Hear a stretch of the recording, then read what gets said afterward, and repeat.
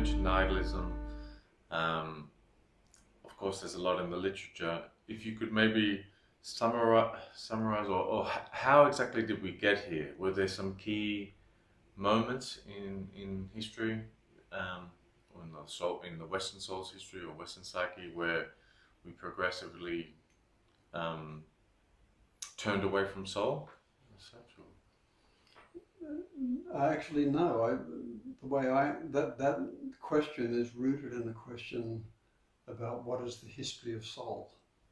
Now, you won't find that history in textbooks. The closest you would come would be Heidegger's History of Being. But I talked recently with a guy who was hired by Bill Gates to create an education program on the evolution of our species up to modern times. He did, and he was a historian. Not a word of mention of the history of being. That's Heidegger.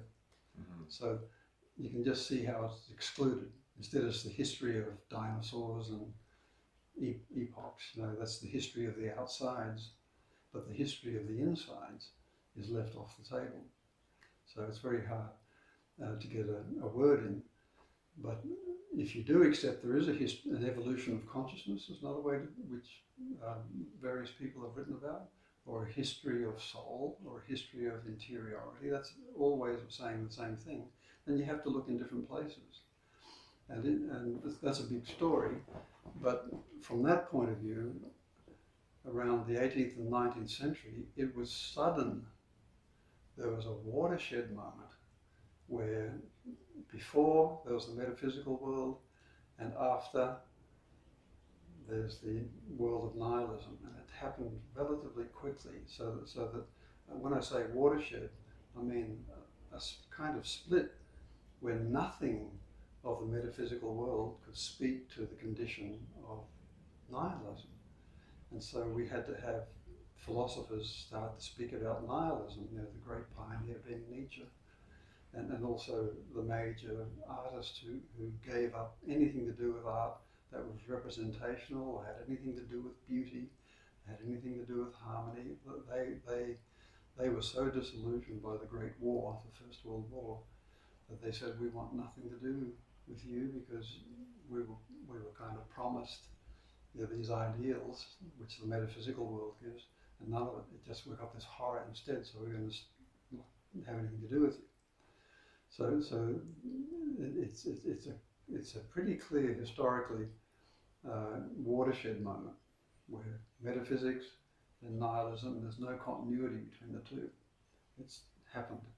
And of course, it happened in the background of soul. But again, the premise is that the soul leads the way.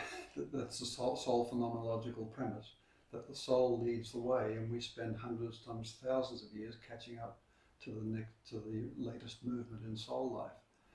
So you have to accept that axiom or that premise in order to have the discussion we're having. If you don't believe that the invisible world or the soul world or spirit undergoes its changes first, and those changes gradually condense into actuality through our efforts, and we can spend hundreds of years catching up to what that was. And the 18th and 19th century was such a time where something happened in the background, soul background, where it lost interest in the eternal and wanted to experience itself in time, and that was nihilism. Could you just that last point, the soul experience? Sorry, the soul lost interest in its eternal realm. Okay. And descended into time, which is a loss of interest in the vertical dimension and a sudden interest in the horizontal dimension. And that was loss of meaning. Meaning was all vertical, and the horizontal dimension was no meaning, and that's nihilism. So we were precipitated into that dimensionality of horizontal.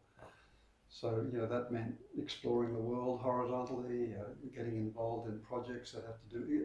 History came into play as a discipline.